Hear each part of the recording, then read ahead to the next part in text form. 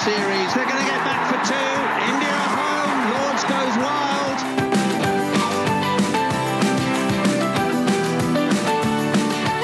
Hello and welcome to a new episode of the 81 All Out podcast. I'm Siddhartha Vaidyanathan at Sidvi on Twitter. And I'm joined today by two special guests from different parts of the world.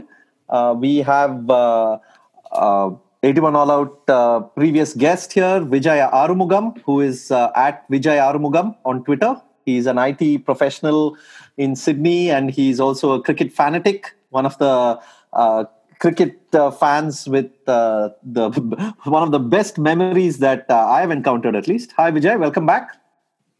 Thank you, Sid. Thanks for having me again. Thank you. Wonderful. And we also have today someone making their 81 All Out debut. This is Subbu Shastri, who is an engineer based in Atlanta.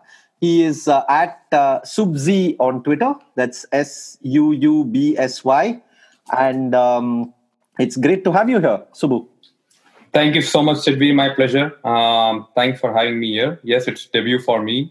And Vijay earlier said that since it's your debut, you should score 774, like what Gavaskar did in his debut series. So I don't know what is the parallel of that in a podcast, but I'll try to do what I can.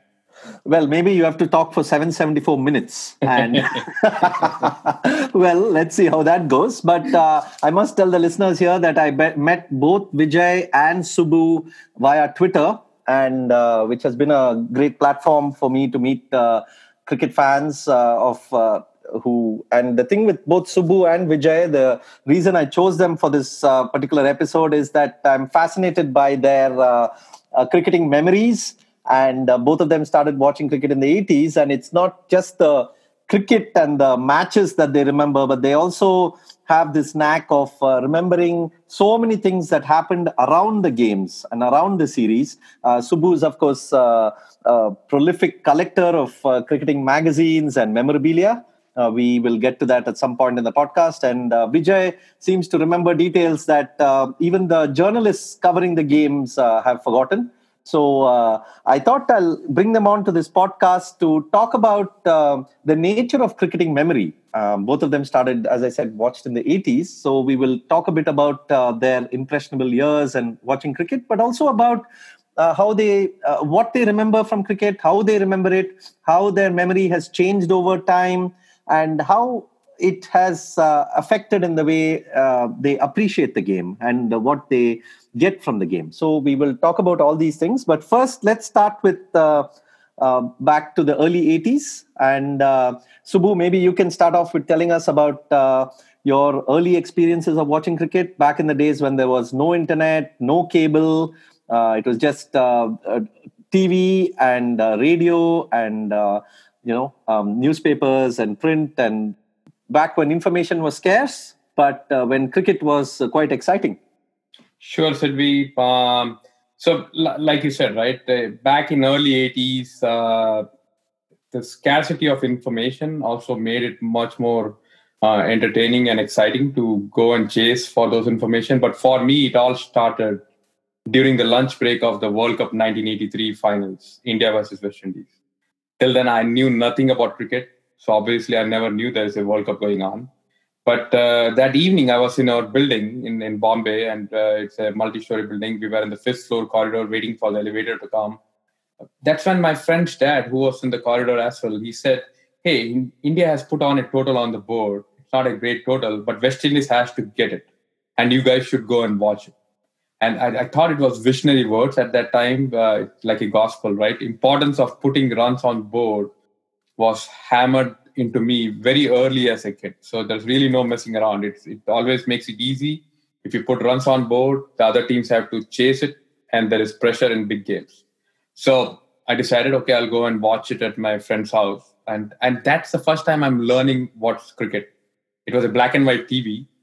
So I just have some fleeting memory of what I saw. Like I remember Green Age dismissal, all of us will remember, right? Because we have seen it so many times, that banana swing, and Balwinder Singh bowling to him. But so that is still very fresh. And then Bijan getting bored. And nothing else I could remember except the final moments of the Indian victory. Then only recently I learned from that BBC had some sun outage or something, that we in India never received the live telecast for quite some time, especially after those West Indies lost those couple of wickets. We didn't receive any of the live coverage. So, and I learned it on Twitter from someone, and it made all sense. And that's when I think about it, and it makes sense that I could not recall Kapil Dev taking the Vivian Richards catch live, nor I could recall any of the wickets that fell after that, like Lloyd's wicket or anything. But, well, there are happy memories. India won, and thus began my crazy journey into the world of cricket. And around the same time, I thought it was destiny, where I was able to get introduced to Sports Star magazine, which I cherish even till date. Someone just gave me a copy of, I don't recall who gave me, but he gave me a copy of July 1983 Sports Star magazine, which I still have it with me. The cover page was of Balwinder Singh Sandhu, and it said "Real Swinger this sick." It was a very thin Sports Star. The price of the Sports Star was ₹2. And suddenly, even without me knowing, I'm sucked into this sport, beautiful sport. The knowledge grew with every game. I watched or read or listened, and it became more and more. I became more and more addictive. And I distinctly remember around in the same year, 1983, few months later, West Indies was touring India for a test and one-day series. I remember Malcolm Marshall's spell in Kanpur. Not that I recall everything, and we don't have any footages for us to go and cherish it again. But that memory comes to my mind. Then Gavaskar breaking Don Bradman's record, Kapil Dev's captaincy, West Indian fast bowlers, and as slowly and surely I was picking up the nuances of the game. Well, but we didn't have a TV at home, so we had a nice neighbor who was very accommodative and allowed me to watch cricket. It was a black and white Dynora TV, and it was in the fourth floor. And I recall they had an antenna that was outside the balcony. So they would always go and adjust the antenna just to get some better reception, because the clarity on a black and white TV, Doordarshan telecast, we had our challenges. But do whatever you want with the antenna, that clarity is not going to change much. But it only gave us some satisfaction that we did try out. And around that time, we started getting the World Championship of Cricket 1985, and then the interest in cricket started to grow. 83, 84, then in 85 World Championship of Cricket, which was a novelty in itself, right? An early morning live telecast, colored clothing, cricket under lights, white balls. I vividly recall the sound of the stump microphone getting rattled at 5 a.m. I think it was Robbie Kerr who was bowled to Roger Binney.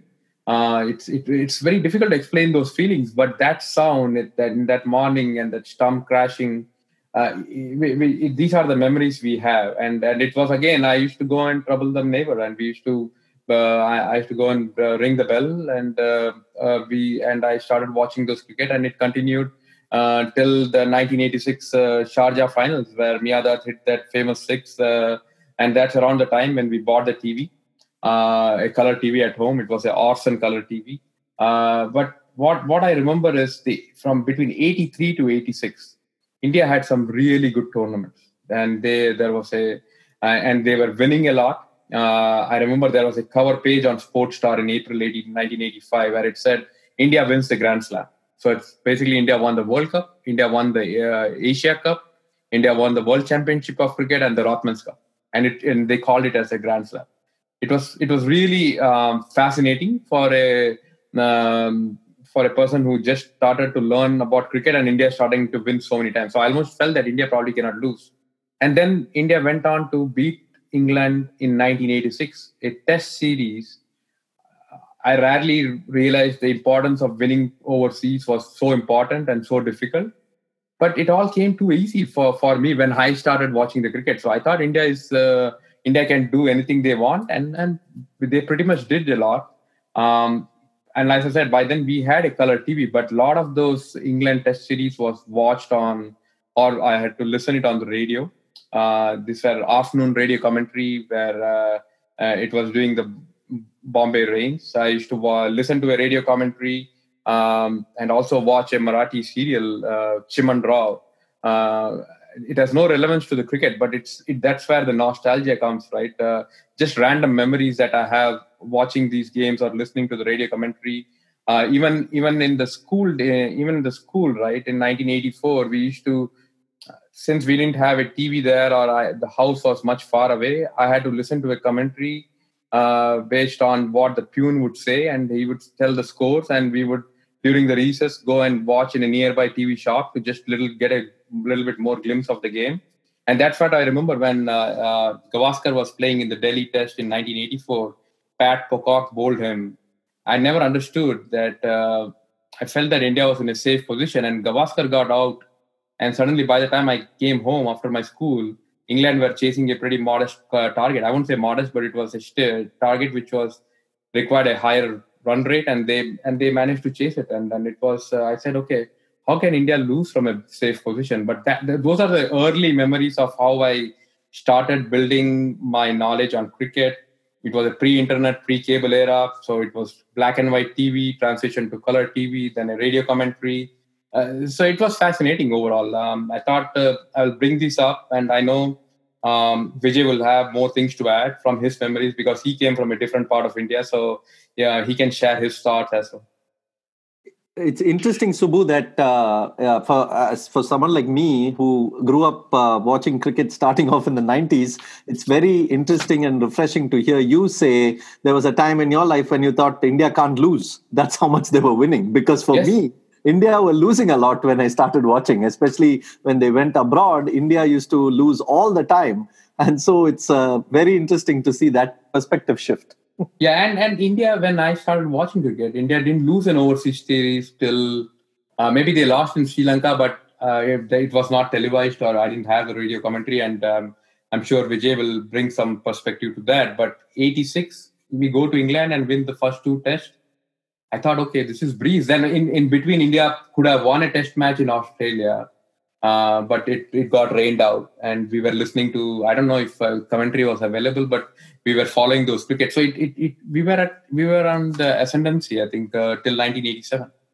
Okay, thanks Subbu, and thanks Sid. Again, listeners, this is Vijay Armunga from Sydney. So to answer the question, Sid, I had an influencer at home, my mother, who had grown up listening to BBC radio commentary on the Ashes test matches from the 1950s and 60s, along with a brother. So for me, cricket started as a legend or a story even before I started to watch the game on TV. So things like Godfrey Evans getting 100 runs in a session, which wasn't true. He scored only 98. That's a different story. Or Jim Legge getting 19 wickets. So these were the stories that were told to me from a very young age as a cricket fan. Then, of course, the background. I mean, Subbu talked about living in Mumbai, which is a big city in India, or Bombay back then. I grew up in a very, very small hamlet called Kombadikote, which is like a small village with 500 homes down south in deep south Tamil Nadu, which is close to Sri Lanka than anywhere else. And we bought a TV in late 1984, which was a black and white TV, I remember. We were the second home in the whole village to have a TV out of 500 homes. Interestingly, Doordarshan, which is India's national broadcaster, who used to televise from New Delhi and through Chennai or Madras, they didn't have the substation in Kodaikanal, which is a hill station around Madurai, it kind of separates the south and the north Tamil Nadu. Because they didn't have a substation, the southernmost parts of Tamil Nadu wouldn't receive the Doordarshan signal, which means we had a TV. And what did we get? Not cable TV. We got Sri Lanka's Rupavahini Corporation, which is Sri Lanka's national broadcaster or the state broadcaster. So very interesting. Back in 1984-85, when India's own national broadcaster wasn't reaching to a particular part of India or the remote part of India in a village, we were getting Sri Lanka's broadcaster. That was a boon for someone like me because India went to Sri Lanka in 1985. And as Subbu rightly pointed out, it wasn't televised on India's Doordarshan. However, Rupavahini, the Sri Lanka's broadcaster, they televised the test series and the one-day series. My first game was the first one-day game between India and Sri Lanka from that series, from the Sinhalese Sports Club, the SSC. Very interestingly, Ravi Shastri was one of my early icons or heroes. And I liked Roy Diaz from West Indies. Sorry, he batted like a West Indian, of course, Sri Lanka, the dashing middle order batsman. And also, I had a crush on someone called Gopal Sharma. Gopal Sharma went on to play till 1987, 88, 89. And I remember in that game with this big mop of hair, and Gopal Sharma was a very interesting off spinner, short bowler. And then, so basically, living in India, having access to a foreign state TV like Rupavahini was my opener into cricket. I got into cricket. I started to love it. It was Test cricket, one-day cricket. And very interestingly, Rupavahini would have a cricket commentary in English, Sinhalese, and in Tamil. Tamil, which I understood. Sinhalese, I didn't. But you got the visuals. On the other hand, Subbu talked a fair bit about radio commentary. One of the difficulties for someone like me, or in my household, we didn't speak Hindi, nor did we understand Hindi or Urdu, which means All India Radio, when they broadcast cricket, they had cricket commentary in both English and in Hindi. The moment they had Hindi, it was hard for us to follow or understand because we didn't have the visuals to go with it. On the other hand, from 1986, we got Doordarshan beamed into our homes. And even though Doordarshan used to have Hindi and English commentary, because we had the visuals, whether it's Ravi Chaturvedi or Abhay Chaturvedi or all those commentators, we were able to visualize and interact, and we were able to grasp cricket. In fact, we learned a bit of Hindi words like shunya. Shunya is zero. I still remember the 1987 Eden Guns test against, not the 87 Eden Guns, probably the Delhi test, More Sunya, which means More got out for a duck, from, I think, Ravi Chaturvedi, if I'm right. Now, we need to look at cricket from a broad angle at that time, because newspapers played a very big role. And growing up in Tamil Nadu, and even in South Tamil Nadu, was a boon, because the Hindu, for my money, the best newspaper for cricket coverage or sports coverage in the country back then, even maybe now in 2020, they had the weekly publication Sports Star, which Subbu talked about. Because they had the Hindu and the Sports Star together, they always invested in sending one or two cricket correspondents to every tour India made overseas, including the home tours as well. And they also sent a photographer, which means we always got good action pictures, both printed in the newspaper as well as in the Sports Star, which wasn't the case with other publications which used to rely on PTI, AFP, Reuters, and others for information. There's nothing like sending your own correspondent and getting the information. That kind of helped us living in a rural background to understand the nuances of the game better. The other interesting aspect about newspapers, the first overseas tour I followed, which didn't involve India, was the 1986-87 Ashes. The fascinating aspect was every morning you wake up, you open the newspapers. Even from Australia, they used to get those action pictures. When Gladstone Small got that 5 at the MCG, we had the picture with his neck, and for a young 8 or 9-year-old, how he looked different with his neck was a fascinating story. Moving on to the other angle, Pakistan TV.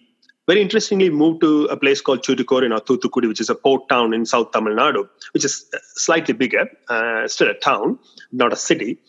There, we used to get Doordarshan, and we used to get Rupavahini, and on occasions, PTV.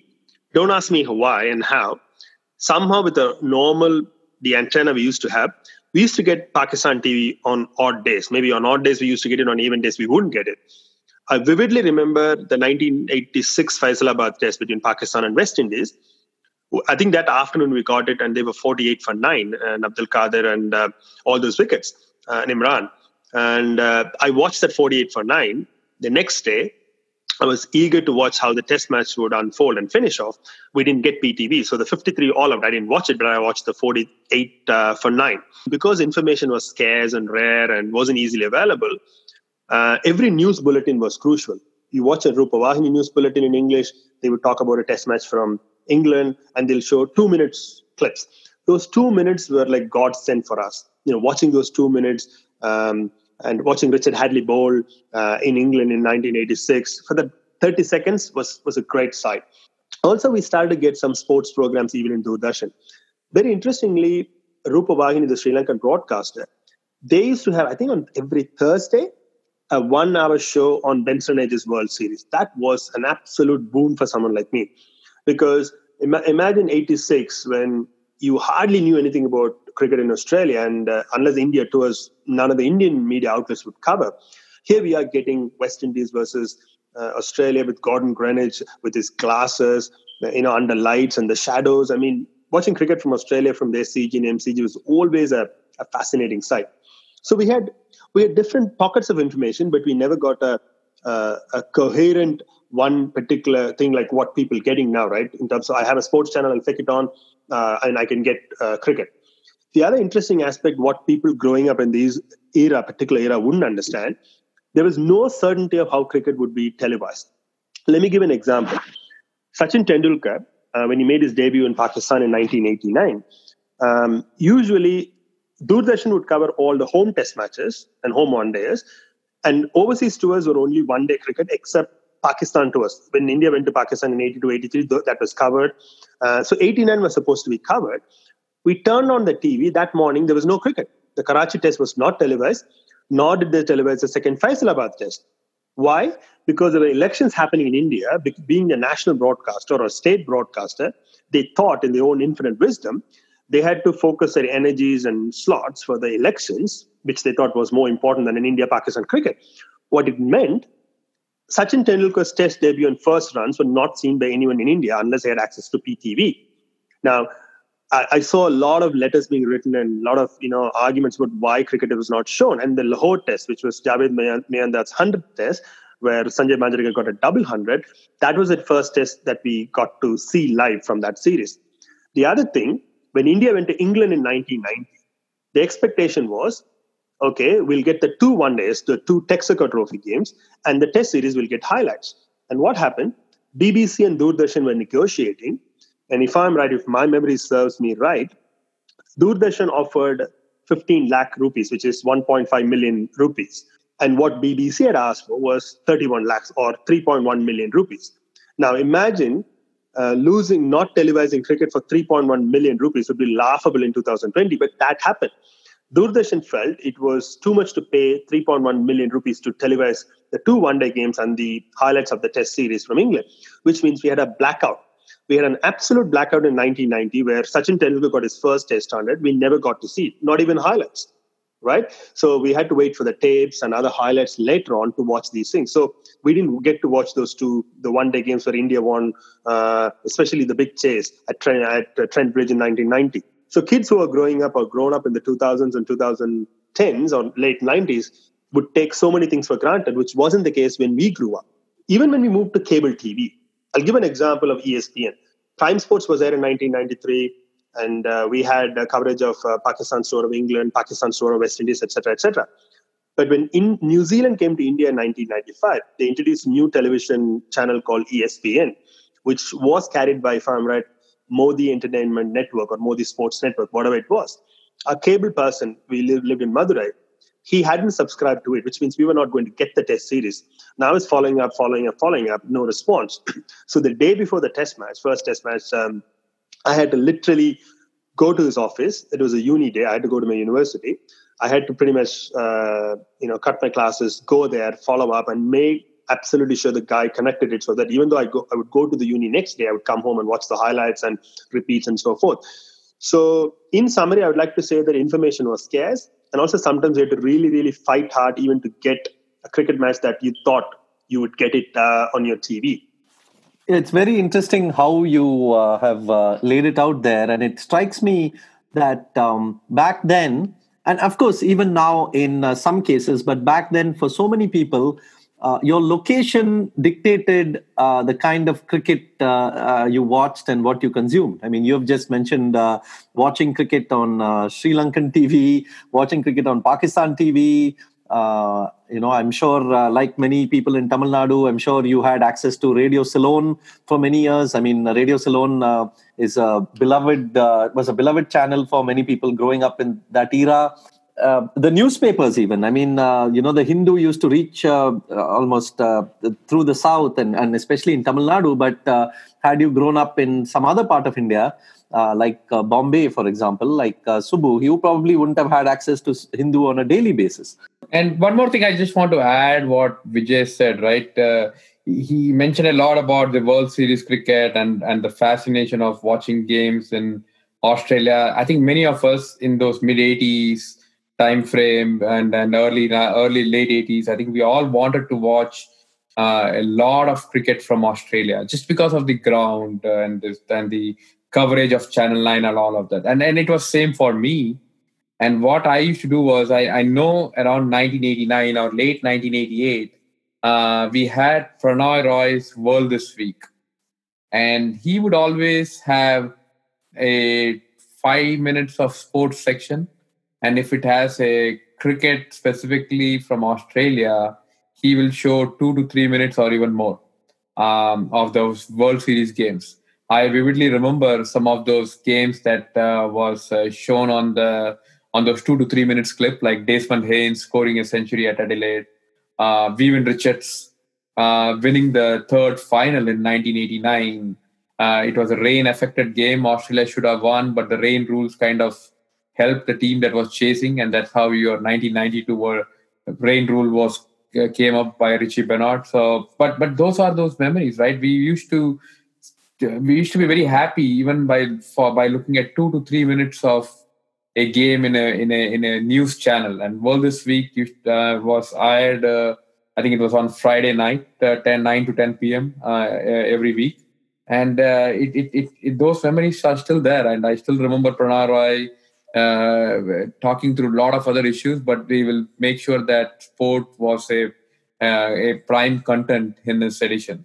I think when England were touring Australia in 86, 87, they had the Perth Challenger Cup. They had 3 tournaments, right? They had the Benson & Hedges World Series.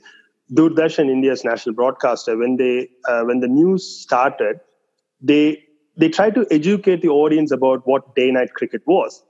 I think Geetanjali Iyer, a lot of people from a certain era would remember. She was a very popular newsreader in Doordarshan back then. She said, cricket will be played with colored clothes, under lights, and even the pads will be colored to the hues of the team kit, to that effect.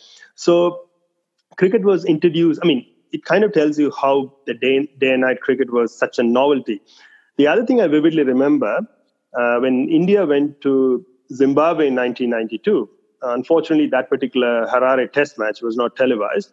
Even the one-day cricket, I don't think the solitary one-day international from Harare Sports Club wasn't televised. Kaveri Mukherjee, who was one of my favorite newsreaders back then from Doordarshan, I still remember what she said with a big smile on her face. Sanjay Manjrekar scored a very breezy 70. Breezy 70 and Sanjay Manjrekar, you wouldn't necessarily associate. I think he scored with a 90 or 100 strike rate that day. Mm-hmm. So we grew up with cricket, but again, also we grew up with people who passed on the information, who are the medium, right? The Doordarshan newsreaders, the commentators, the writers of the Hindu and sports stuff. I think they became such an important vehicle for the information to be passed on. They almost became heroes and superstars for us as much as the players. I think with so much information available digitally, that may not be the case now, but back then, the people who convey the messengers were such heroes as well. Each one of us has that certain game, early in your cricket watching that you remember as the game that had the most impact on you. I mean, it could have been because of what happened in the game, the result, the players. It could have been just because of certain things that you observed. So let's start with Subbu. And can you tell us a bit about that one game that we can say is your aha game? Yeah, I mean, being a test match tragic, I would want to default myself to a test match. So even though the first game that I saw, the 1983 final, World Cup final, still has to be the game that I would always want to remember. But I soon transitioned into watching a nice test series that was West Indies Tour of India in 1983. The first test match that I've watched live on all 5 days was the India versus West Indies 1983 at Ahmedabad at Motera Stadium. I had watched a bit of Kanpur and Delhi, the first test and the second test. But it was still during my school examination days of the first semester exams. So I probably didn't watch as much as I should have. But since this was a Diwali vacation, I had already gone to Delhi. That's where I go and be with my grandparents and my aunt and uncle. In Bombay, it's usually Times of India. I don't read much of Indian Express. In Delhi, they had Indian Express more than Times of India. So I'm reading Indian Express, and I vaguely remember everything was around the Motera pitch. So I was still very young and in the early months of watching cricket. So I didn't have much idea what this pitch means at all, right? But 2 days before the test, the roller was on the wicket because there was a black and white picture of that in the Indian Express. And Kapil Dev said it's very soft ground under the top soil. And I had no clue what he meant. But I remember a couple of lines because this was the first real test match I was watching. So in the match, coming back to the match itself, right, it had a huge impact. And because I learned the nuances of the game right at the beginning. Like here, Kapil won the toss and elected to field. And I said, okay, that's fine. But few days later, after India lost the game, in the Sports Star, R. Mohan, the famous writer, wrote 99 times out of 100, the team that wins the toss would have chosen to bat first. Now, okay, so it looks like that made an impact on our overall the outcome of the game. But no one, hindsight is 2020, right? That's what you say. So, but the game started. The match fluctuated almost each day. But at the end of every day, each day of the test, first day 1, day 2, day 3, India will always look to have an upper hand at the end of each day till the time we lost on the 4th day. So it was sometimes you think how much a tough pitch can make a test match very fascinating. It was a low scoring, lot of twists and turns in every session. But there was also some brilliant individual performance, right? Gavaskar was that dominating match. You never see Gavaskar play like that. He scored a boundary of the first ball from Malcolm Marshall. And I think West Indies on purpose, they wanted to make sure that they didn't give many short balls because in the previous game at Delhi, at Kotla, he had played some of his famous hooks and pulls. So they decided to keep the ball up to him rather than suffer the rasping hook shot that he would play. Kapil Dev was brilliant in the second innings. He got 9 wickets. But also at some times I would think that, okay, why is he getting wicket and others are not getting? And others would be leaking runs. And I had no idea what was going on. And later I read that it was poor bowling changes that impacted him getting the right kind of support at the other end. But the one thing that struck my mind was today we still talk about Indian bowlers not able to dismiss the tail easily. It was very similar in 1983. Tail was wagging. It was a Vishu back then as well. I never could make sense how a Michael holding a tail-ender could score a 58 runs in their second innings, when our highest score in the second innings was half of that, 29 runs. Basically, we had to chase in the 4th innings, which I later learned while reading the Sports Star that chasing in 4th innings is difficult. That's what R. Mohan wrote. And then Sports Star headline was, "Desperate Kapil, gamble that failed." And around the same time, and this was the beauty of cricket back in time, and the various other advertisement that used to come, the Thumbs Up had a contest.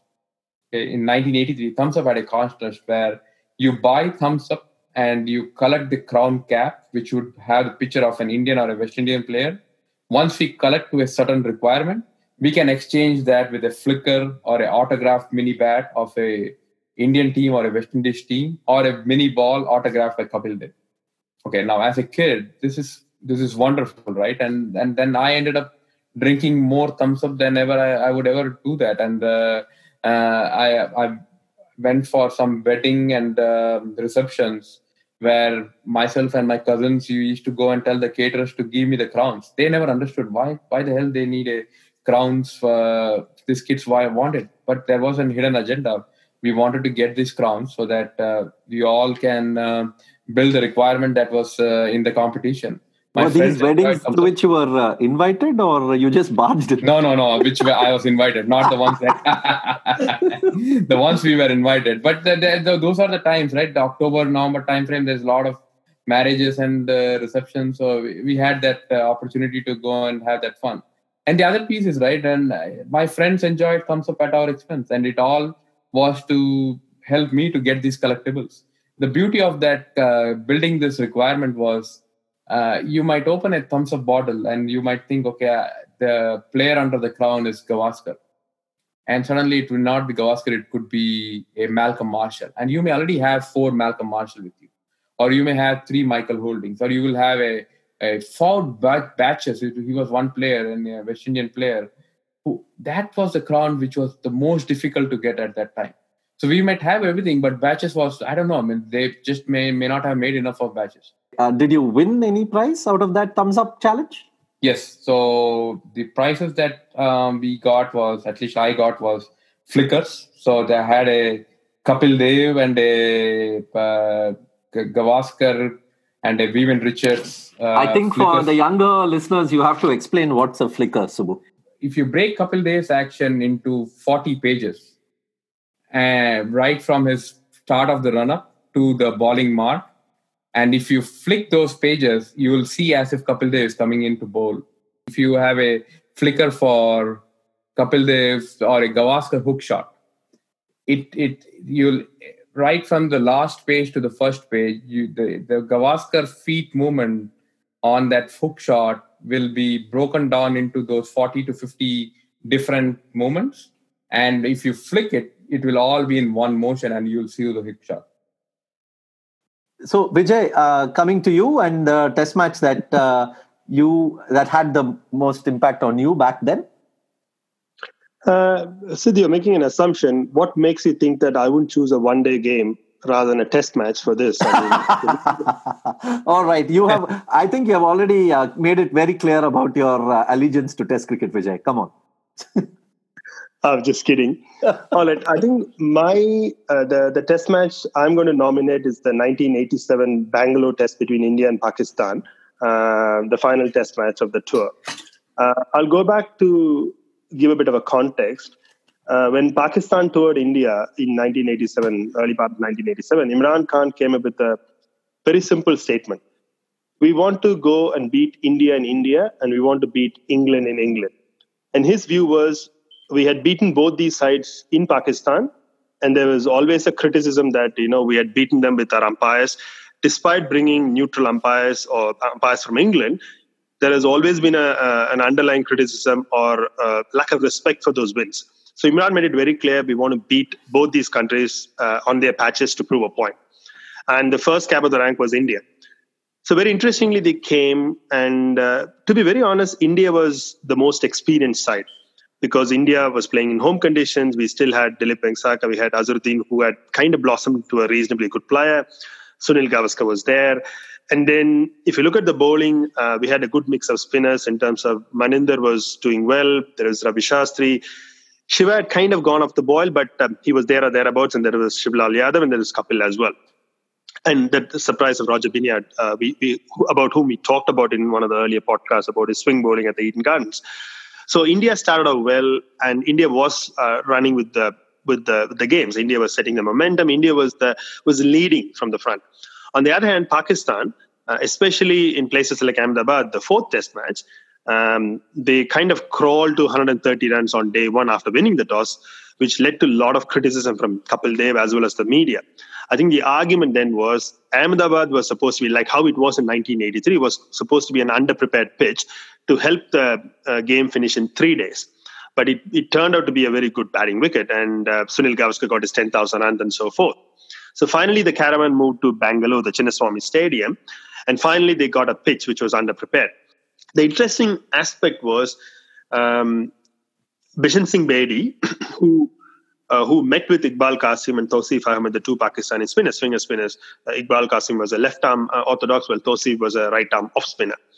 He gave them a very important pearl of wisdom. His view was, on a turning wicket, the ball that doesn't turn is a main weapon. Your top spinner or an arm ball is a more lethal or potent weapon compared to the ball that turns and misses the edge. And the two Pakistani spinners used it very effectively, and that was one of the reasons why they were able to pull it off against India. Now, coming back to that, so Maninder Singh's first day spell, so exciting. Finally, we got Pakistan out for 116. And also the fact that on such a pitch, you need to get the good first innings runs to build a bit of a lead. Again, India couldn't do it. Dilip Vengsaka played well, but unfortunately, Tausif and Iqbal Qasim bowled really well, and they were able to stifle India to 145, if I'm right, which is hardly a 29 or 30 run lead. Now, this is where the test match started to take a very different turn. After 116 and 145, Imran's captaincy, or his cream of the captaincy, started to bubble up to the top. Now, he asked Javed Mianda to open in the test match, which was unheard of. I mean, why would Javed Miandad open up? Then Iqbal Qasim, as a left-hander, he came and played a very annoying innings of 26.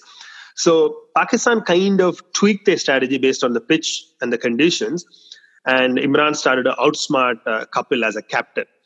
I mean, to me, the other interesting thing about this test match, the days 2 and 3 were Saturday and Sunday, so we got to watch everything. Monday was a rest day, which was the holy day. And Tuesday, the test match started. So my school was hardly 5 minutes bicycle ride away from my home in Thoothukudi. Now it's called Thoothukudi in South Tamil Nadu. So I came home for lunch, and India was struggling. Azhar had got out, and they were still batting. There was hope, but we hardly had 2 or 3 wickets. Kapil had played a dreadful shot before the lunch break and got out to Tawseef. So I didn't go back to school, or I didn't go back till 3:30 or something like that, because I wanted to watch India win the test match.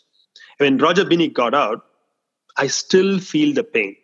Now, to give a bit of a context, this was a test match that kind of cemented the thought that test cricket is the absolute ultimate.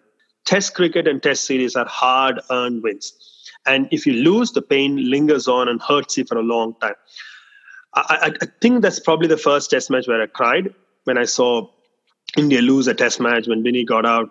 It was such a disappointing end. And the bitter feeling kept on lingering at your mouth for a very, very long time.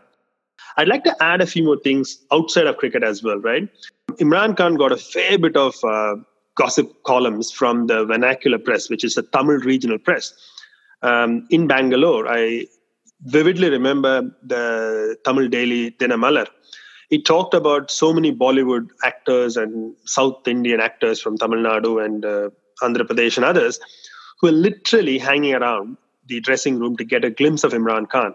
And Imran being Imran, I mean, he had a bit of a persona. He had the personality. He used to appear for the Synthol ad on a stallion, and he was like a stallion. He was like a stud, right? Imran had his reputation as a playboy, and he had a personality to go with. So he was a very attractive proposition. And also, interestingly, one thing that stuck with me about the test match, Sujata, who used to write fiction in Tamil, science fiction. That's a pseudonym for a male author. Sujata is a woman name, and that's his ex-wife's name, or deceased wife's name, if I'm right.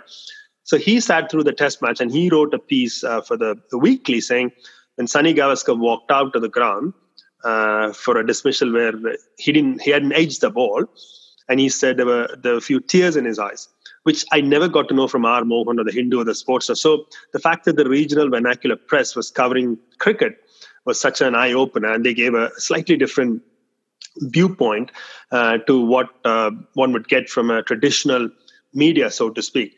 And also the other thing was, during the rest day, both Indian and Pakistani players played a bit of holi near the swimming pool of the hotel where they were staying in Bangalore. I believe they stayed at Taj West End, which was probably the best luxury hotel back then in Bangalore. So players like Ramiz Raja and others, I got to read about it later on from the Pakistani biographies and books. But even back then, the Tamil dailies were reporting the fact that Indian and Pakistani players were playing holi. So it kind of tells you that despite the tensions between the two countries or the rivalry, the cricket has got on very well. The other interesting thing about this test match, the Sports Star Subbu talked about, which I've also read, it still stays with me in terms of memory. I don't have the copy, but I have so many memories. I never ever thought that I would be able to regale, reminisce and recall those moments, because Iqbal Qasim lying flat on the ground after catching Mohammad Azharuddin's cotton ball, or Rizwan Uzzaman, who moved from silly point right across the pitch to forward short leg to catch an edge of Sunny Gavaskar's bat, which the umpire thought wasn't out. I mean, those three images, it's fascinating and riveting, or even surreal, I would say. We talked about it, and Subbu happened to pull those things from his Sports Star, and never knew that after 33 years, we would discuss these things. How clearly did you know that Gavaskar was not given out, and how clearly did you know that when he was actually given out that the decision was probably not right? How much of your mind was made up with what you read about after the event, like what you read about in the reports and in the Sports Star, and how much of it was actually pretty clear then itself? Excellent question, Sid. I mean, yes, Doordarshan's coverage back then wasn't great, right? So we had a color TV, we got coverage, but the point is, it was never close. It was not like Channel 9 or Sky or the BBC coverage, right? So, but one thing was sure, even going back to the tight test match when Chetan Sharma and Tim Zurer had that infamous battle on the last day. So we knew something was going on. We didn't have the stump mics to know whether Zurer was telling Chetan what he felt. And I mean, we knew that Chetan was waving his bat and so forth, right? Similarly, here in 87, Javed Miandad was extremely upset when Sunil Gavaskar was given not out. Salim Yusuf, I remember Mansoor Ilahi, they were literally surrounding the umpire. So when people surround an umpire, start to argue, and that was obvious. Now the commentators, people like Jaisimha, ML Jaisimha, Ravi Chaturvedi, again, the problem is some of them spoke in Hindi. I don't exactly recall who was in the commentary box when that Rizwan Uzzaman thing happened. So again, it was hard to tell whether there was an inside edge. We didn't have those close angles. But the fielding was vociferous, the appealing was vociferous, and they thought to a man that was out. But Sunny kind of shook his head. No idea. I mean, I don't know, because as an Indian young fan, I just wanted him to be not out. Let me be very honest. I didn't know whether it was out or not, and I kind of went by what it is. But the best part was when you read the R. Mohan report, or sometimes we used to get the highlights where either Patadi or ML Jaisimha or Anupam Gulati would come and present the highlights. They would mention it, and then you would kind of understand, okay, it was out or it was not out. So let's move on to maybe fast forward a decade and a half later, or sometime in the early 2000s. By then, the situation had changed in terms of television coverage in India, and there was cable TV. The internet was just coming in, but it hadn't yet taken off. So I want to actually chat with both of you, since you live abroad. You've spent a lot of time living abroad. Want to ask you about your experiences of trying to watch cricket in the early 2000s, and how much of a challenge that was, and how, scouring around for internet streams and trying to get dish TV and through various other DVDs and other forms of other sources, how you went about consuming cricket, and how that would probably have been comparable, if not that similar, but comparable to your experiences in the early 80s. Okay. So, Sid, I'll go first on this, because Subbu will have a lot to say about it, because he's lived in the US for the last 10 odd years. So for me, growing up in India, especially after 93, we started to get every cricket beamed to our living rooms, right? 93 was Prime Sports, even 96, right? By the time 96 arrived, we started to get every cricket played in any part of the world. And also, more importantly, when India went to England, we started to get India versus Sussex from home, and we started to get even the tour games. So it was always a case of every cricket match, doesn't matter where it gets played, it will be shown live at your home in India. So my ecosystem of life, or my life, started to revolve around cricket. So there is cricket, and I'll plan everything around it. I had nothing else to do. So from that mindset, for the first time when I went to the US in early 2000, it was very different. And India wasn't playing any cricket, but Pakistan were in the West Indies, and there was a tri-series where Imran Nazir was scoring a lot of runs, and they had a 3-match finals. And that was a time when I was in the US, and there was nothing available. There was no high-speed internet. There was no cricket streaming. And I felt a bit frustrated.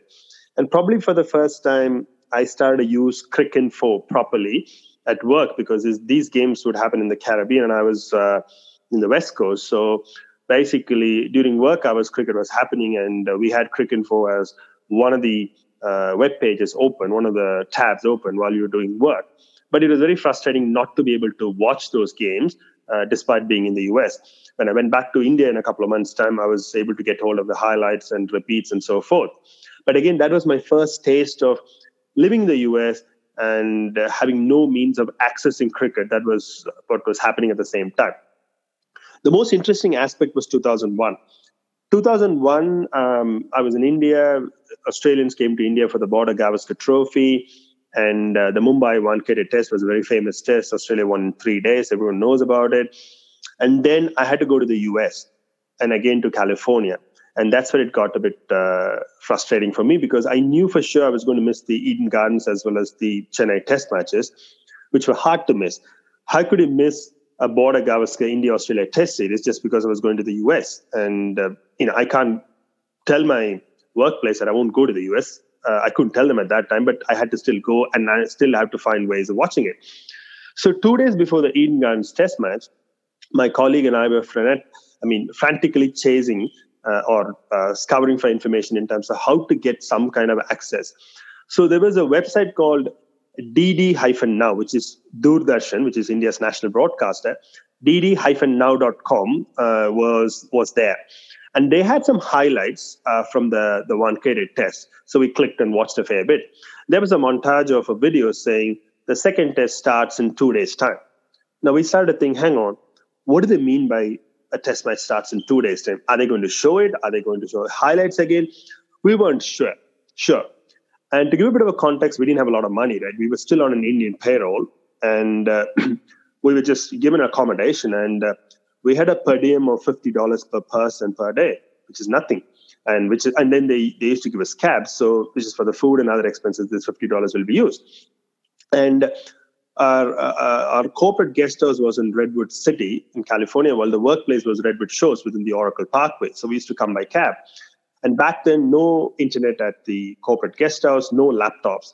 So the games would start around midnight. So what we did, my colleague of mine, who was a cricket fan as well, and I, we decided to take the punt and got into a cab paying $16 from our pocket, shared it, of course, came to work around midnight, and opened the browser and clicked this dd-now.com, hoping for the best that we would get to see some cricket. For the first few hours, it didn't work. Then magically, the stream started to come. So it was very, very interesting, because in California, they had high-speed or cable internet. And then we were in Silicon Valley, and we were able to get this in the middle of the night. Not many other people were using internet, at least within the network. So this is how we watched the Eden Gardens and the Chennai Test matches. So every day you come to work, finish work, go home, sleep for a couple of hours, then jump into a cab, come to work in the night, and there'll be cleaners doing work. We'll be having a big screen watching on the desktop screen, watching cricket. I don't know. I could be wrong on this. Subbu can correct me. We could be one of the very first people who could have used actual streaming. Now we talk about OTT streaming and streams as jargon, but back then it was such a novel thing, and we were able to watch those two test matches. And then I got a bit of a story about the 2003 World Cup. So 2003, I'd moved to a different company. Again, unfortunately, I had to travel to the US on the day of India versus Pakistan Centurion Test match. I was sitting at home watching the Indian chase of 273, and Sachin was playing really well. And there was no in hell I was leaving home till Sachin either got out or got past his 100. And Shoaib Akhtar, thankfully, for my travel arrangements, he bowled that rip snorter of a bouncer and got him out for 98. And I rushed to the waiting car, and I was listening to the radio on the way to the airport. Went to the airport. Even strangers hugged me. There were chants of Bharat Mata Ki Jai, which is victory to Mother India. Even the customs officer, if I'm right, he hugged me. And every screen at the airport was playing the India-Pakistan game. So the heart was so full of these memories of the game when I sat on that Chennai-Singapore plane. Very interestingly, I had read something around the Changi airport back then that they had given some free internet access. And I said, if they have got free internet access, I should be able to access some newspapers, because I was dying to read some of the columns and articles about this particular Sachin innings and the India-Pakistan game. So we had a 2-hour transit at the Changi airport, got off the plane, went to the bathroom, rushed and searched for the internet kiosk, and it was there somewhere. Went, opened a browser, opened all the things, independent.co.uk, the Daily Telegraph, the Guardian, the Sydney Morning Herald, because Angus Fraser was writing for the Independent, Derek Pringle was writing for the Daily Telegraph, and Peter Roebuck was writing for Sydney Morning Herald. And I remember Peter Roebuck had written something like the sixth Sachin hit of Shoaib Akhtar. He had compared that to Javed Miandar's famous last ball six from the Australasia Cup of 1986. So I kind of devoured all the information, and then even printed out one of those articles to read on the plane. And the long flight back to California from Singapore, Landed there, and by then I kind of knew that the technology has improved. A lot of people had purchased World Cup package. I think it cost a fair bit of money, $250 or $300. A lot of them had packages or they shared. But unfortunately, I was staying in a place called Pleasanton where there was no friend of mine was living anywhere nearby. And so I had asked a couple of people. And one of the things someone said, there is a movie hall at Milpitas, which is in the Silicon Valley, that they're replaying this particular India-Pakistan game for $5 per person. Would you like to watch? And I said, why not? So because the actual game was also screened on the big screen for $15 per person. So that afternoon I went there and spent a bit of time watching the whole game. And I think hardly there were 2 or 3 people at the movie hall watching a repeat of India versus Pakistan, which I did. Then I had this big decision to make. How do I watch the games? Because the games start in the middle of the night and I had to go to work. And I was for a short assignment. So there's no way I was going late or anything like that. So I knew that when I woke up, the games would be still on. They would finish by 10:30, 11. So I used to ring up my friends and used to get updates about what's happening. Then while I was searching for a lot of these things, one of the stores, an Indian store, they said, the game finishes around 11. We'll have the DVDs ready within 2 hours. By 2 o'clock or 3 o'clock, if you come, we'll have daily highlights of those games, a 2-hour DVD. I said, that's brilliant. So I used to finish work. Every day, go to the store, grab the DVD, India versus New Zealand, or it was a case of India versus Sri Lanka, the Wanderers game. So I used to grab all those DVDs, pay $1 or $2, whatever the amount, and used to go to my hotel room and play it and watch it. So that's how I pretty much followed every game. I couldn't watch it live, but I pretty much watched every game. Over to you, Subbu, for your, I'm sure you have a lot to tell about your US stories. I always felt that I consider myself to be very lucky to have been born and raised in Bombay. So access to cricket was granted. And any live telecast, if it was available, was always shown in Bombay. So that was never an issue. And even if we don't have a TV, we had an option to just stand outside some TV store and watch live telecast till the shop owner either kicks us out or turns off the TV. So it always used to happen. And in Bombay, we all used to accept it. Shop owners used to accept that this is what is going to happen. And then we move on. But that's why my real challenge was never in India, but the apprehension and thought of going to a first world country like US and having the same level of access to cricket, because that's my passion, was where I had some apprehension. I was paranoid. I didn't know what I'm getting into. Then in August 2000, when I left for Dallas, Texas, I did carry a lot of my Sports Star, VHS PAL tapes. In those days, the students were allowed 3 bags of 32 kilograms each because we were students. So they allowed that. It was pre-9/11 life, so it was very different. Not much security. We could as well take your own cricket bat in your carry-on. I landed in the university. I found very few like-minded cricketing friends. Many of them were from Tamil Nadu. I never had that many Tamil friends, to be frank, in Mumbai. And we slowly started to exchange stories about many past games. And Cricinfo was still very new for us. But the only advantage, like you said, we had high-speed internet in the lab, because in school, you have even better high-speed internet than what you have outside of it. So my first experience of watching anything close to live was the Australia-South Africa one-day series in the indoor stadium around September 2000. And you won't believe it was an animated telecast. Yes, animated. So this is like, it was like a cricket video game where they would simulate ball-by-ball commentary through an animation. So if Yuvraj Singh, so I remember Yuvraj Singh, right? I think when I go to the next series, which was the ICC Knockout Trophy, I remember that more than the Australia-South Africa series. But when a batsman hits a 4 or a 6, there won't be a ball-by-ball commentary, but there will be an animation where you'll see a 6 being hit, someone raising the hand up, and then you wait for the next ball. So it was new. There was no live stream. No, we didn't have enough money. We didn't even know where to go and watch. Early months in US. And during the same time, the Channel 9 had come up with their radio free link on the radio commentary on their Cricket Australia website. So the West Indies tour of Australia, and I was able to listen. I still remember Lara's century in the Adelaide, December 2000, listening to Bill Lawry or Bennett or Greg or Chappelli. So those are my early memories and challenges of how we got into some mode and form of cricket watching or cricket viewing in the United States. Then we realized that you have an option of Dish Network. So I started scheming the option of watching the India-Australia 2001 series on the Dish. There were a lot of challenges. One, huge cost. We were still students. I wanted to watch it, so I was ready to shell as much money as I possibly could. And then the other biggest challenge was having a dish antenna, which was not allowed in the university apartments without getting a permission. And there was no way they're going to give us permission. Somehow, in Feb 2001, we friends, most of them we were all Tamilians, we managed to hide a reasonably sized dish and had installed it at my friend's apartment, just hoping that no one will come and see this. And luckily that no one caught us, because the fine was much higher than all the money that we would have paid for the dish installation.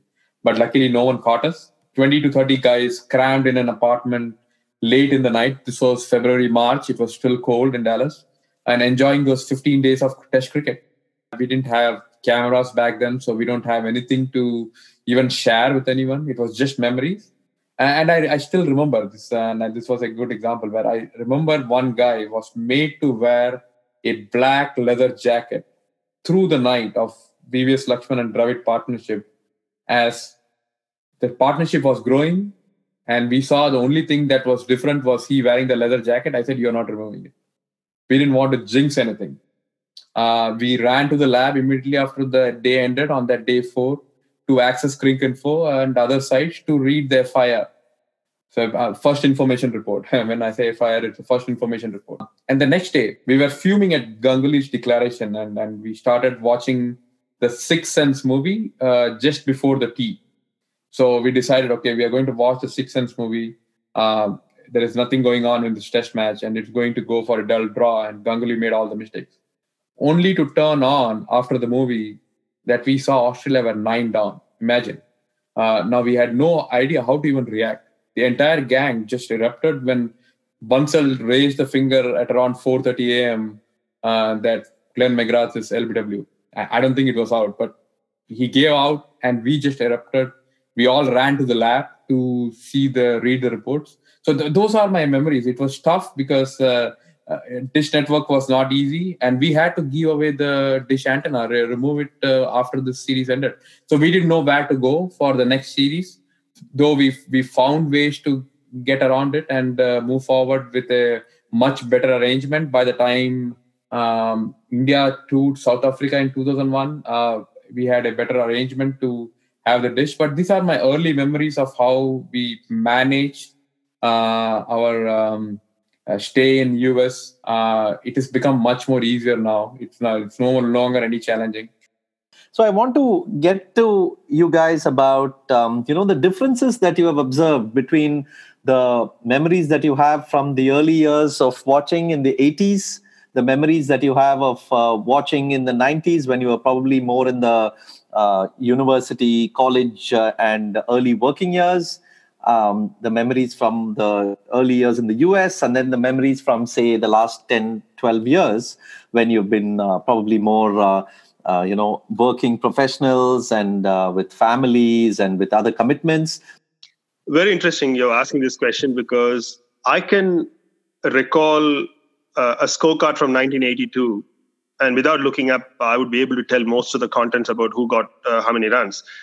And same thing from the 1990s.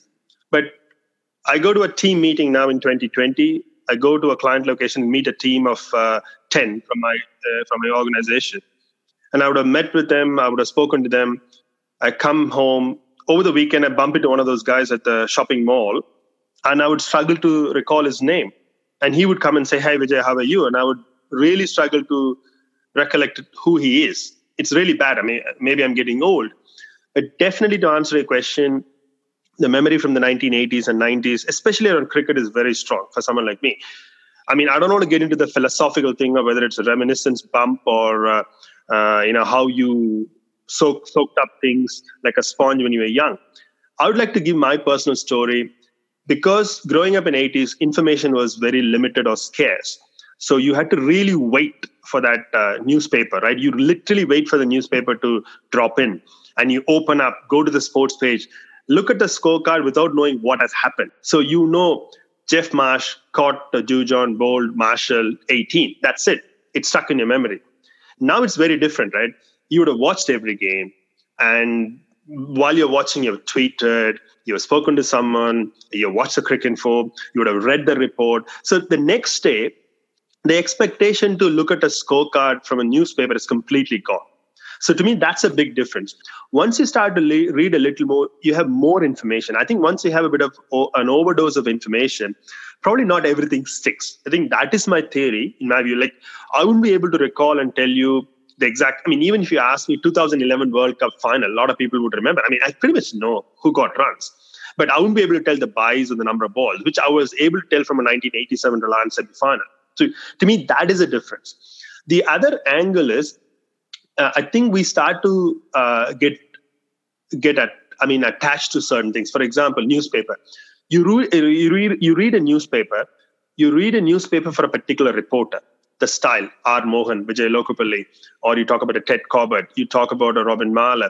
So you have these, you start to enjoy the styles, the way they write, the way they're going to articulate. So you start to appreciate those small things, and that allows you to remember a lot of things. For example, I talked about the 1989 India story of Pakistan. The honors are even. That was the R. Mohan title. And also the 1989 Karachi test. I vividly remember R. Mohan writing saying, the Karachi test was heading towards a disaster before Sanjay Manjrekar put a full stop to it. When you're 12, when you read this kind of a nugget of information, you absorb it like a sponge and you never forget it. Now, I'm not too sure whether I would be able to recall what was written about Virat Kohli's team when they won the MCG test to go 2-0 up. One more aspect is growing up. You grew up in Mumbai, Subbu. I grew up in rural Tamil Nadu down south. We didn't even learn English at school. It was vernacular medium of instruction. So for us, the Hindu was always given to us as the gateway to success or upward mobility. And also we were always told Hindu gets the language right. The grammar was always right. It's the guardian of Indian newspaper kind of stuff. So the R. Mohans and the Vijay Lokapallis, Ted Corbetts, they were household names, at least to me, right? You see their name. I know even the difference. For a while till the 80s, it used to be from R. Mohan. Then they changed it to by R. Mohan. And also the Indian Express used to say sports at the top with the S at the end. The Hindu will always just say sport. And more I learned about the language, I kind of realized sport is a little more better version of sports. It's very fine and nuanced. So we observe these small details, nuances. Yeah, I just to mention one thing in this regard, and it's, I think, extremely important to stress how so many of us who grew up reading the newspapers back then, especially the Hindu, and the way in which we learnt the English language had to do with the way in which the sports was covered. And it's very funny how the terms that we picked up, like damp squib, for instance, if a match gets washed out, some of the writers used to often say it ended up being a damp squib. And, it's almost never used in common usage in most parts of the world. Maybe it's a very British kind of thing, but I remember in the US mentioning that just as one day it had just rained all day, and I mentioned to someone from the US that it was a damp squib, and they had absolutely no idea what I was talking about. And she, in fact, even misheard it as damp squid, like the sea animal squid. And she's like, what are you talking about, damp squid? And so, and words like ilk, for instance, like ILK, very commonly used in cricketing reports, like, batsmen of that ilk or bowlers of that ilk. These are not words that people would pick up if they were not reading the sports pages at that time.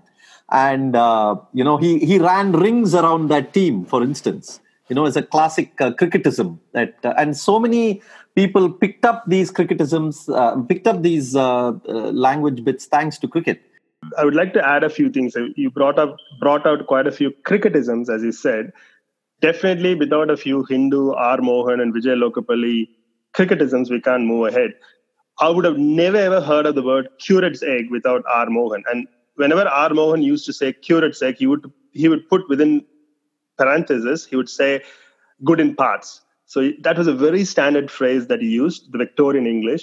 And again, a few things like India in a spot of bother. The fact that the spot of bother was used very subtly, right? You need to use for the right situation. You understand the context as well, right? Even when you're 4 down, do you say that versus 8 down? And also still not out of the woods. And also much to his chagrin. I mean, again, a very fancy phrase. So these are the things that you learn as, readers of sports columns. The other thing, I know we talk a lot about media and journalism, but I think let's not forget Mark Mascarenhas. The fact that he and the World Tell brought so much to that Indian TV coverage is important because people like Ian Chappell, Tony Gregg, Jeff Boycott, they became staple.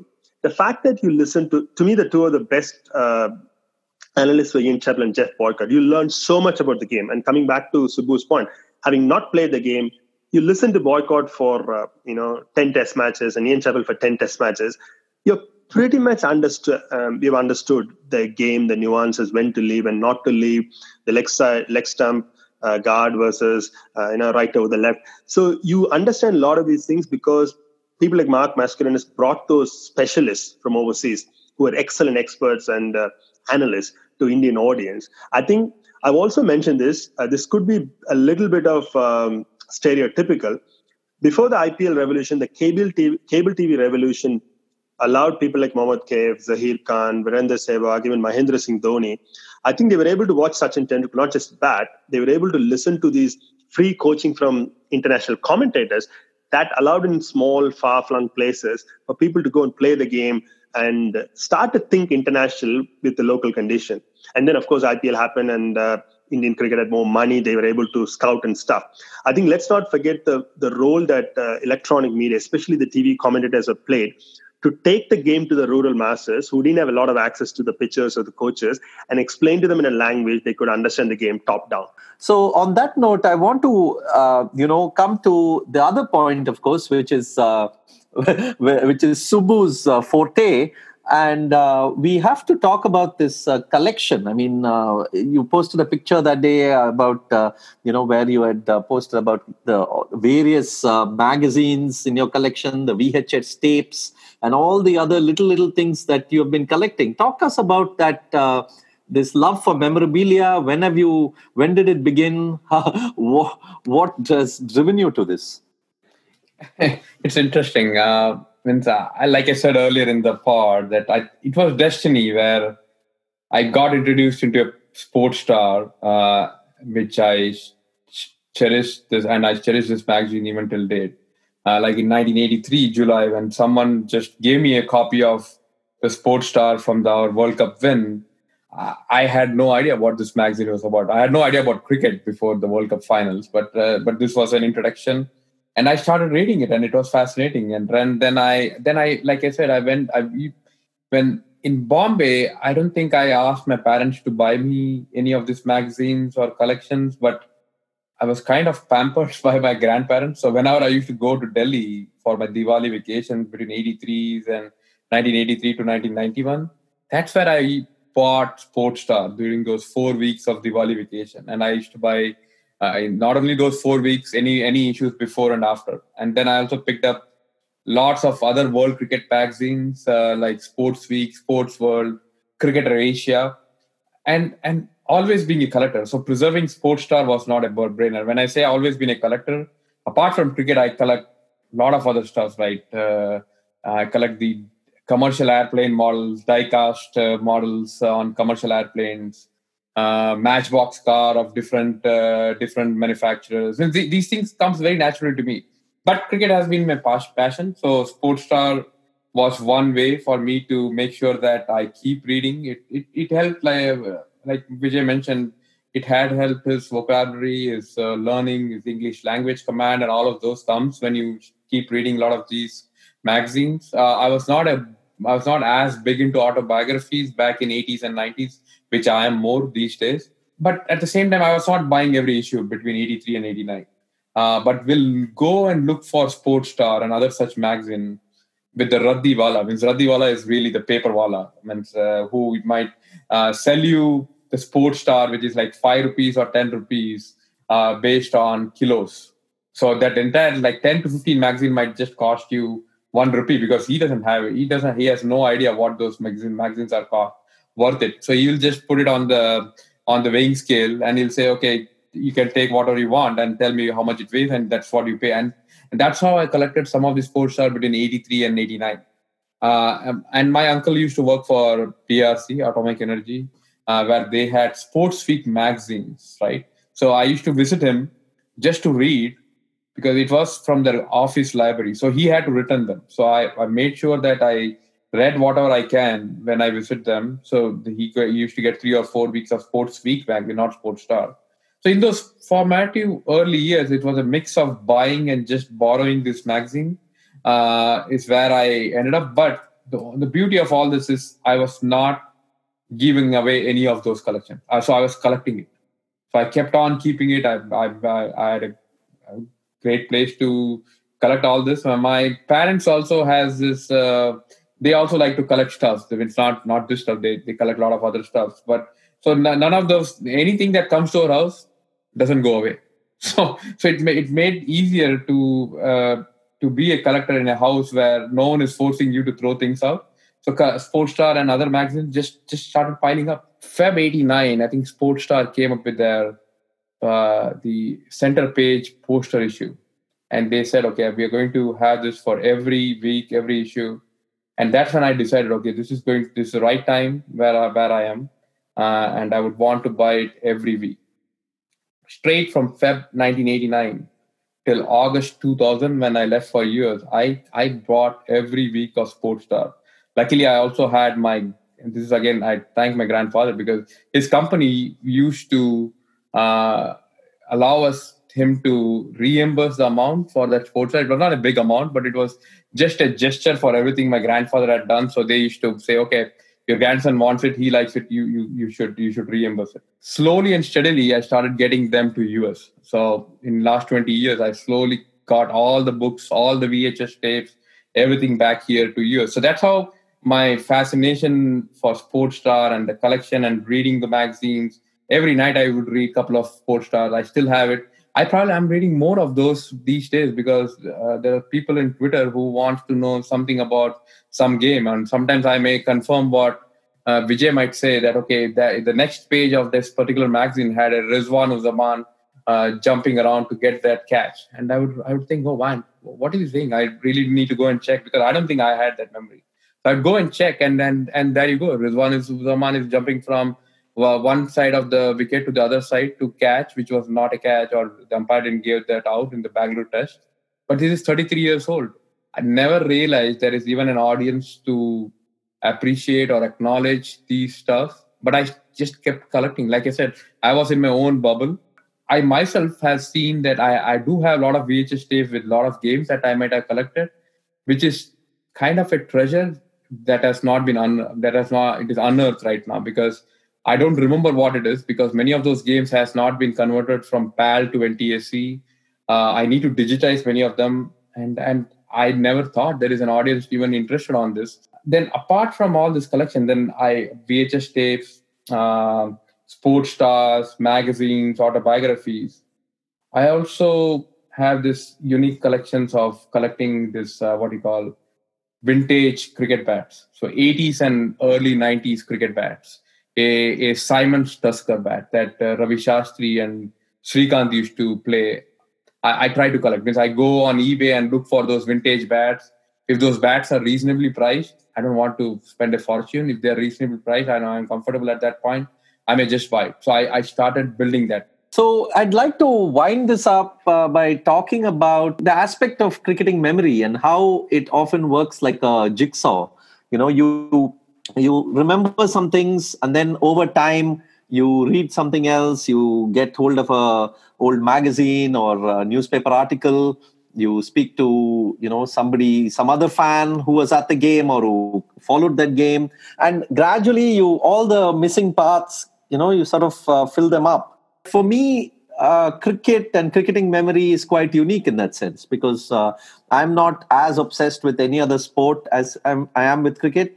And even in my other readings, whether it's literature or whether it's journalism, I do not have any other space where I can replicate this kind of memory. So for me, cricket and cricketing memory is very unique. The way I remember it, the way I process it. I wonder how it is for you people. If there is any parallel with any other field that you have, or is this unique for you as well? I mean, cricket is a unique sport for the sheer duration, and cricket, for my money, unless someone disagrees with me, is arguably the best radio sport for a radio commentary because it's all about storytelling. And also the unique thing about cricket, it is a team sport, but technically it's played by two individuals, right? A bowler runs into bowl, a batsman plays. Of course, the long on fielder may or may not be involved for 5 balls. The mid-off fielder may or may not be involved for 3 balls. Unlike other team sports where with rugby or a football or contact sports, you're always there as a team. You have to pass the ball. There isn't a longer duration where you're not in the action. Or the batsman, when you're in the shed, you're in the shed. You're not playing. So cricket is very unique in that aspect because not all the 22 are always on the park. That's one part of it. The other thing is, because of the duration, because of the storytelling, and again, cricket has got a very, very rich literature. Whether it's Neville Cardus, Ray Robinson, all these great writers have written wonderful prose about the game. And also, as I said, coming back to my memories, even before I knew anything about cricket, I knew there was Godfrey Evans, 100 in a session. And also my mother telling me Frank Tyson bowled like a lightning at MCG in 54-55. So it's all built up by the radio commentary, the narrative, the explanation. I think that's where cricket scores over other sports. And also, if you look at it, you can have 1,000 Ashes sledges. You can talk about 1,000 India-Pakistan anecdotes. Dilip Doshi, this is a room number, and Javed Miandad, monkey jumping. So because of the duration, there are so many non-sporting events other than runs and wickets and being scored or being played out. And that allows people to make it a fascinating, interesting read. Imagine talking about 1981, right? The Headingley Test. During the rest day, during a tense test match, all the players went to Ian Botham's home for a barbecue. So the two protagonists, the two teams, have gone to Ian Botham's house on a rest day, on a Sunday, for a Sunday afternoon barbecue. Now, that doesn't happen in any other sport. The way English and Australian press works, the game is important, but they build so many stories around it, the characters, the narratives, what they did, how they came up. So to me, the storytelling of cricket is very different to other sport. To a large extent, cricket is made up of legends, right? I think that because the legends and stories are so compelling that we sometimes forget to watch the actual game. And this is where I think it makes the legends. I feel the legends make the competition more exciting. So that's why when we discussed about 1983 Ahmedabad Test or 1987 Bangalore Test, we were talking about Gavaskar or a Kapil Dev or a Imran Khan or a Javed Miandad or again a Gavaskar, because that's the legends, right? They take precedence over everything else. I don't know how much. I think other sports also has it. But cricket probably needs to have it more than anything else because of the duration of the game that you just mentioned. But since these legends are so good that they will take care of the runs and the wickets and the other numbers that follows with it.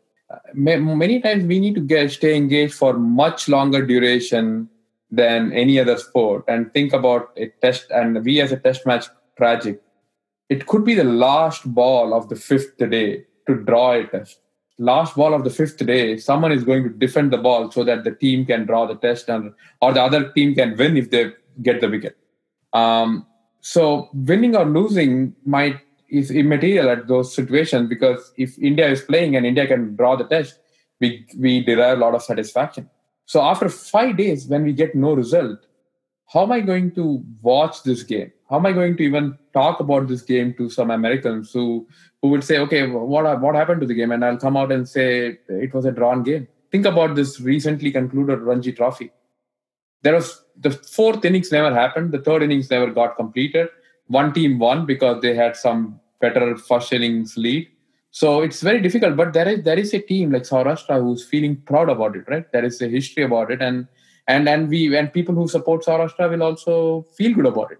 So it's the legends, I think, that drive a lot of these.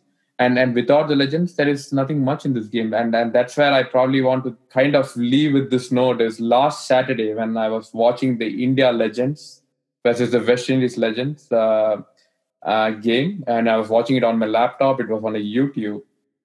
I knew how much India needed to win against the West Indies Legends. It was on 150 plus. Sachin and Sehwag were batting really well. Sachin scored 32 or something. He got out. I switched off my laptop. I walked away. That's it.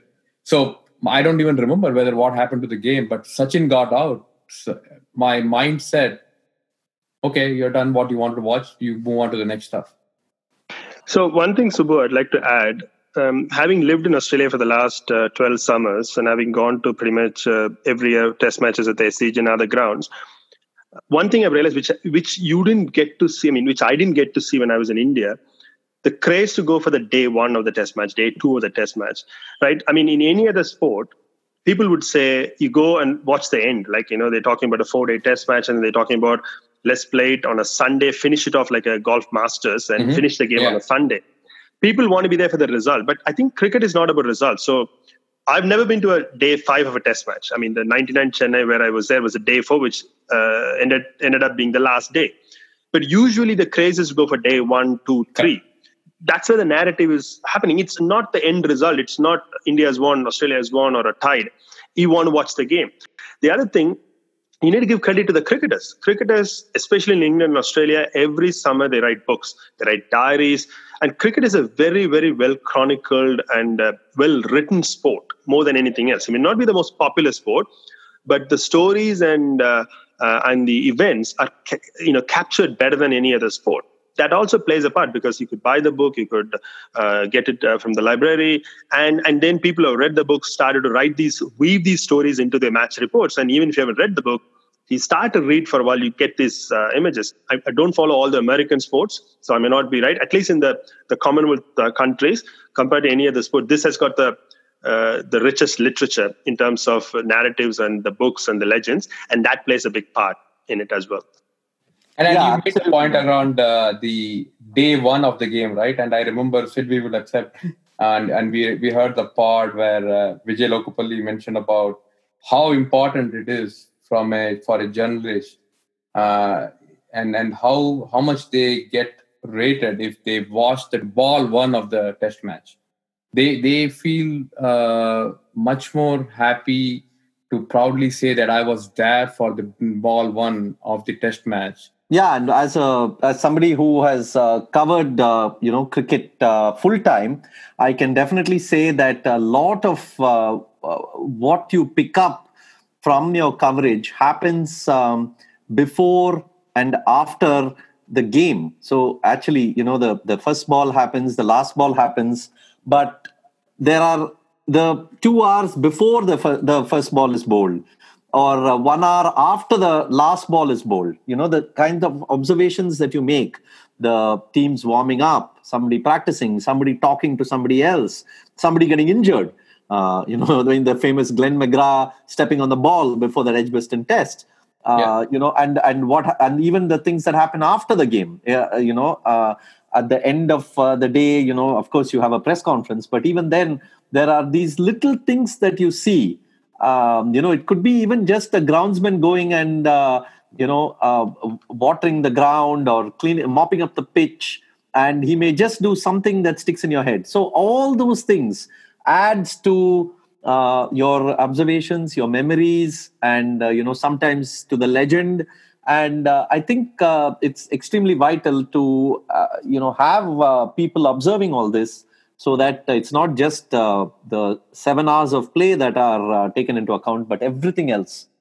Sid, one more point I'd like to add. Cricket is the only sport where the cricket tragics like us can talk, even get into a podcast about the curators.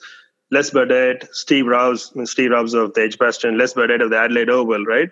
So umpires have become legends, pitch curators have become legends. I say because of this, because of the duration, because of the nature of the sport, it's not just the 22 players, and so many other people come into it. Going forward, maybe the third umpires and the fourth umpires might become legends as well, right? There's a lot to absorb and a lot to think about, and that's where a lot of stories coming out as well.